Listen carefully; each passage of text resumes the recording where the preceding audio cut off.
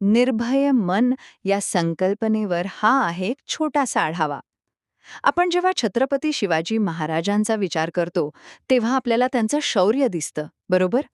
पण हे सोर्स आपल्याला एका वेगळ्याच गोष्टीकडे बघायला लावतं, की खरी लढाई बाहेरच्या शत्रूंशी नव्हतीच, ती होती स्वतःच्या मनातल्या भीतीवर. चला, यातल्या 3 महत्वाच्या गोष्टी बघूया. पहिली गोष्ट म्हणजे खरी ताकद सिंहासनावर नाही, तर तुमच्या मनात असते. बघा, ज्याचं मन गुलाम आहे ना, तो राजा असूनही हरलेलाच असतो. पण ज्याचं मन स्वतंत्र आणि निर्भय आहे, तो सामान्य परिस्थितीतही इतिहास घडवू शकतो. आता दुसरी गोष्ट, महाराजांनी आपलं मन कसं जिंकलं? त्यांनी आधी हे स्वीकारलं की त्यांची शक्ती मर्यादित आहे आणि याच भीतीला त्यांनी आपलं शस्त्र बनवलं.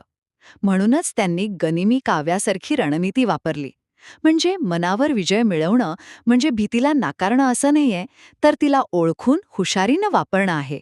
आणि तिसरी आणि मला वाटतं सगळ्यात महत्वाची गोष्ट, आज आपले शत्रू काही आदिलशाही किंवा मुघल नाहीयेत.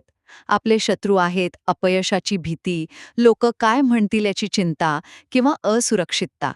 पण मूळ तत्व ते आजही तसंच आहे. थोडक्यात काय, तर हे विश्लेषण आपल्याला एकच प्रश्न विचारायला लावतं. तुमचं तुमच्या मनावर आणि भीतीवर नियंत्रण आहे का? कारण जर असेल, तर बाकी जग जिंकणं ही फक्त पुढची पायरी आहे.